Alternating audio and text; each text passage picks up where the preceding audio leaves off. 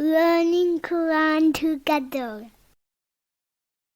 बिस्मिल्लाह अल्हम्दुलिल्लाह वस्सलातु वस्सलामु अला रसूलिल्लाह। सूरह अल-अहज़ाब आयत 41।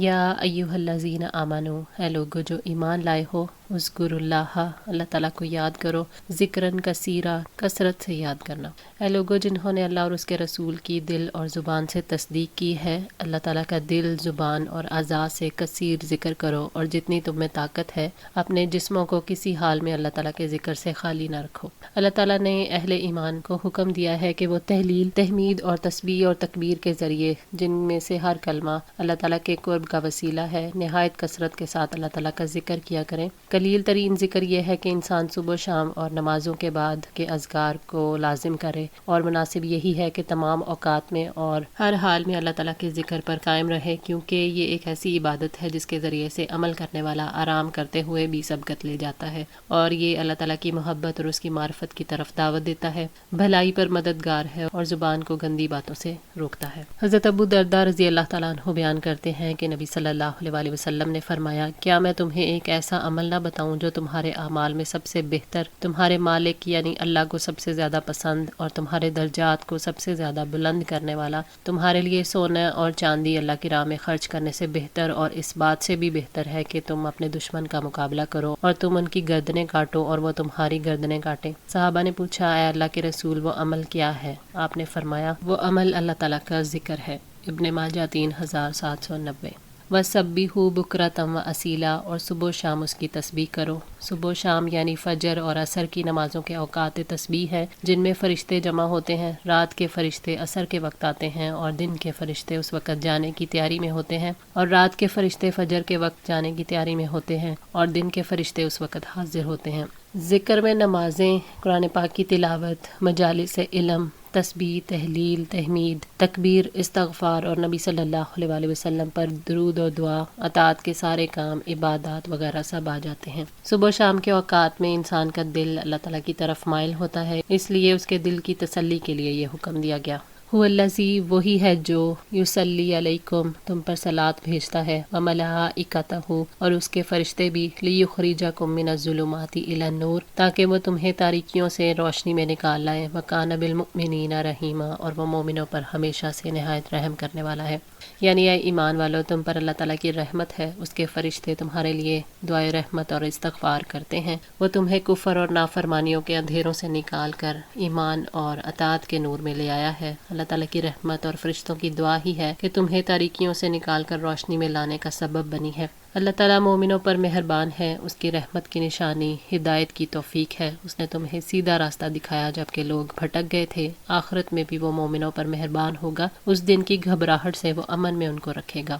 तहियतुहुम, उनकी दुआ होगी, यौम यल्कौनहु, जिस दिन वो उससे मिलेंगे, सलामुन, सलाम होगी, व अअद्दा लहुम अजरन करीमा, और उसने उनके लिए बाइज्जत अजर तैयार कर रखा है। इब्न ज़ैद का कौल है कि मोमिनों को अल्लाह ताला क़यामत के दिन जन्नत में सलाम करेंगे। अल्लाह ताला ने फरमाया, सलामुन कौलन मिन रब्बिर रहीम, रब रहीम की तरफ से सलाम कहा जाएगा। सूरह यासीन 58। इस आयत से मालूम होता है कि जिस दिन मोमिन अल्लाह ताला से मुलाकात करेंगे, उस दिन वो खुद उन्हें सलाम करेगा। अल्लाह ताला ने जन्नत में उनके लिए बाइज्जत अजर तैयार कर रखा है, यानी जन्नत की नेमतें, खाने पीने के खूबसूरत इंतज़ामात, हसीन लिबास, महल्लात और बागात, हूरें और गुलमान और लज्जत आफरीन नेमतें और खूबसूरत नज़ारे, जिनको ना आँखों ने देखा, ना कानों ने सुना, ना किसी के तसव्वुर में आया।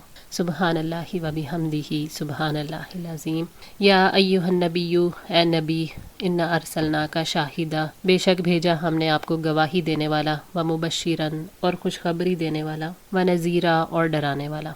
रसालत के लिए जिन सिफ़ात की ज़रूरत है, नबी सल्लल्लाहु अलैहि वसल्लम को अल्लाह ताला ने वो सिफ़ात अता फ़रमाई। अल्लाह ताला ने आपकी तकरीम के लिए आपको ए नबी कहकर पुकारा। शाहिद नबी सल्लल्लाहु अलैहि वसल्लम की सिफ़त है, यानी क़यामत के दिन आपको अल्लाह ताला की तौहीद और लोगों के अमाल पर गवाही देने वाला बनाकर भेजा है, यानी आपका अपनी उम्मत के अच्छे और बुरे अमाल पर गवाह होना, जैसा कि अल्लाह ताला ने फरमाया, व यकून रसूलु अलैकुम शहीदा, और रसूल तुम पर गवाह हो जाए। سورہ البقرہ 143۔ مبشر نبی صلی اللہ علیہ وسلم کی صفت ہے، آپ ایمان والوں کو آخرت میں اجر کی، ثواب کی خوشخبری سناتے ہیں۔ آپ مومنوں کو بشارت دینے کے لیے مبعوث کیے گئے کہ ان پر اللہ تعالیٰ کا بڑا انعام ہے اور وہ تمام امتوں سے بہتر ہیں۔ نذیر بھی نبی صلی اللہ علیہ وسلم کی صفت ہے، آپ کو اس لیے بھیجا گیا کہ آپ کافروں کو بڑے عذاب کی وارننگ دیں، اور آپ ہر اس شخص کو ڈرانے کے لیے، تنبیہ کرنے کے لیے بھیجے گئے جو اعراض کرتا ہے اور ایمان نہیں لاتا اور خیر کا کوئی کام نہیں کرتا۔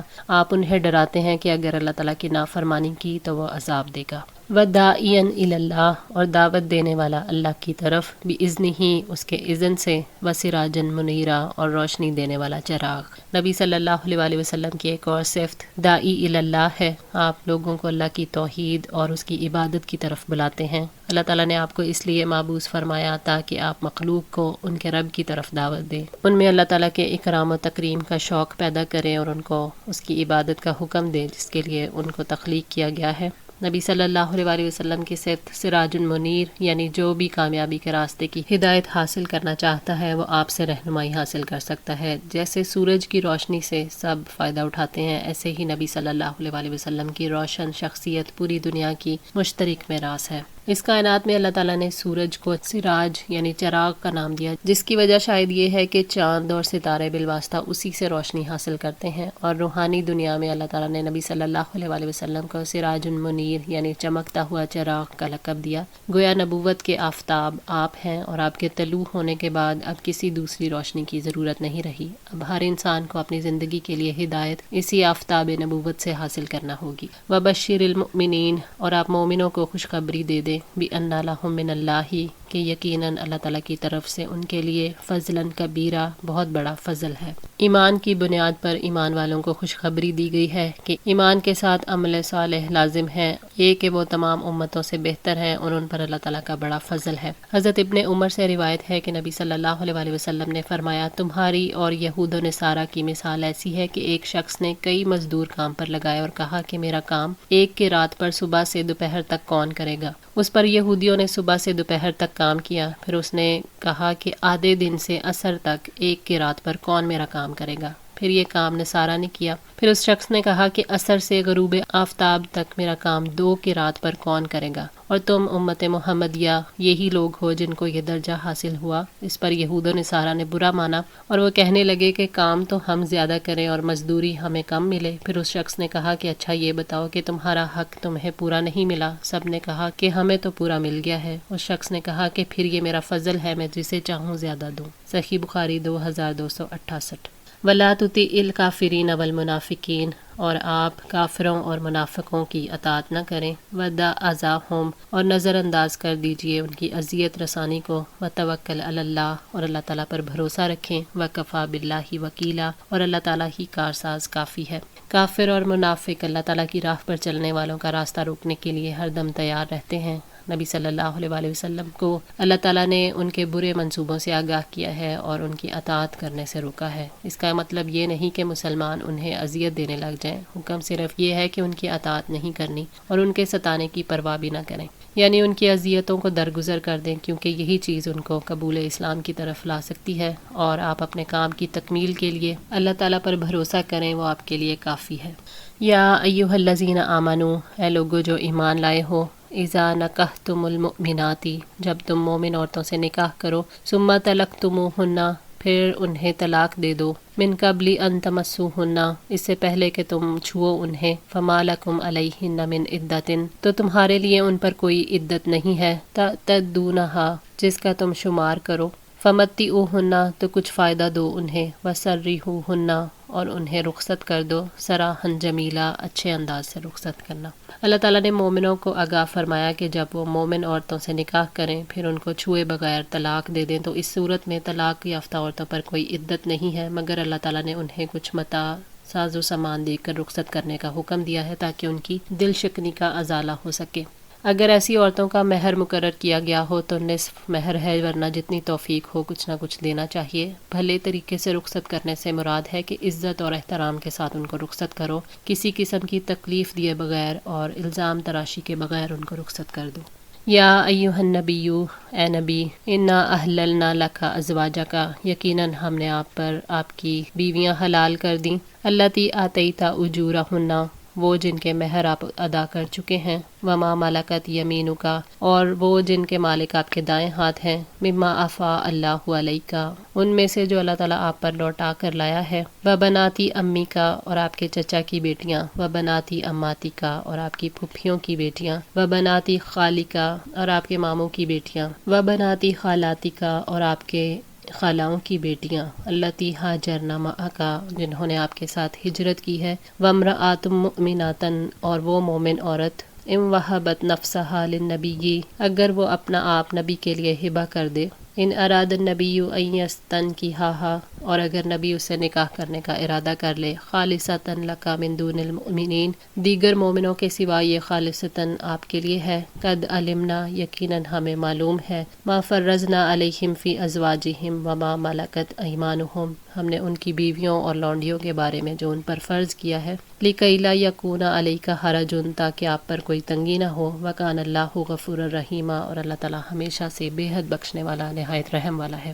اللہ تعالیٰ نے اپنے نبی صلی اللہ علیہ وآلہ وسلم پر واضح فرمایا کہ آپ کے لیے وہ عورتیں ہم نے حلال کی جن کے مہر آپ ادا کر چکے ہیں۔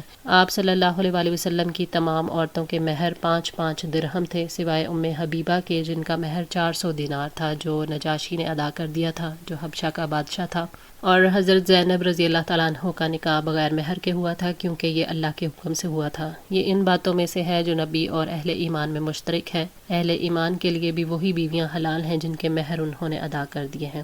اللہ تعالیٰ نے مال غنیمت میں سے جو لونڈیاں آپ کو دیں، غلام ہوں یا آزاد، ان کے شوہر ہوں یا نہ ہوں، وہ بھی حلال ہیں۔ 2 لونڈیوں سے آپ نے آزاد کر کے نکاح کیا تھا۔ حضرت صفیہ رضی اللہ تعالیٰ عنہ کو آپ نے خیبر کے قیدیوں میں سے چنا تھا، پھر ان کی آزادی کو ان کا مہر بنا دیا تھا، اور حضرت جویریہ رضی اللہ تعالیٰ عنہ کی کتابت کی رقم حضرت ثابت بن قیس کو ادا کر کے ان سے نکاح کیا تھا۔ آپ کے پاس حضرت ریحانہ بنت شمون اور ماریہ قبطیہ لونڈیوں میں سے تھیں، یہ دونوں لونڈیاں ہی رہیں۔ یہ معاملہ بھی ایمان والوں اور نبی صلی اللہ علیہ وآلہ وسلم میں مشترک ہے، اور آپ کے چچا کی بیٹیاں، پھپھیوں کی بیٹیاں اور آپ کے ماموں کی بیٹیاں، اس میں قریب اور دور کے چچا، پھوپھی، ماموں اور خالہ سب لوگ شامل ہیں۔ جن عورتوں نے آپ صلی اللہ علیہ وآلہ وسلم کے ساتھ ہجرت کی ہے، جن عورتوں نے ہجرت نہیں کی وہ آپ کے لیے حلال نہیں ہے۔ یہ قید نبی صلی اللہ علیہ وآلہ وسلم کے لیے ہے، اہل ایمان کے لیے نہیں ہے۔ اور جو مسلمان عورت خود کو آپ صلی اللہ علیہ وآلہ وسلم کے لیے بلا مہر ہبہ کر دے، اور اگر نبی صلی اللہ علیہ وآلہ وسلم نکاح کرنا چاہیں، اس میں 2 شرائط ہیں۔ ایک تو یہ کہ وہ عورت خود کو ہبہ کرے اور آپ بھی نکاح کرنا چاہتے ہوں۔ ہبہ کرنے والی عورت خاص طور پر آپ صلی اللہ علیہ وآلہ وسلم کے لیے جائز ہے، کسی اور مسلمان کے لیے نہیں ہے۔ اللہ تعالیٰ نے اہل ایمان پر واضح فرمایا ہے کہ اہل ایمان پر بیویوں اور لونڈیوں کی حرمت کے بارے میں ہم نے آگاہ کر دیا ہے کہ ان کے لیے کیا حلال ہے اور کیا نہیں۔ بیویوں اور لونڈیوں کے بارے میں ان کے فرائض سے بھی آگاہ کر دیا ہے، جو احکامات صرف نبی صلی اللہ علیہ وآلہ وسلم کے لیے خاص ہیں اور جو مومنوں کے لیے مباح ہیں۔ آپ کو جو وسعت دی گئی دوسروں کو نہیں دی گئی، آپ پر اللہ تعالیٰ کی یہ خاص رحمت ہے۔ اللہ تعالیٰ ہمیشہ سے ایمان والوں کی نصرت کرنے والا اور ہمیشہ سے رحم کرنے والا ہے۔ آج کے لیے اتنا ہی۔ دعا ہے اللہ تعالیٰ ہماری اس کوشش کو قبول فرمائیں، ہماری غلطیوں کوتاہیوں کو معاف فرما کر ہماری اصلاح فرمائیں۔ جزاکم اللہ خیر، والسلام علیکم ورحمۃ اللہ وبرکاتہ۔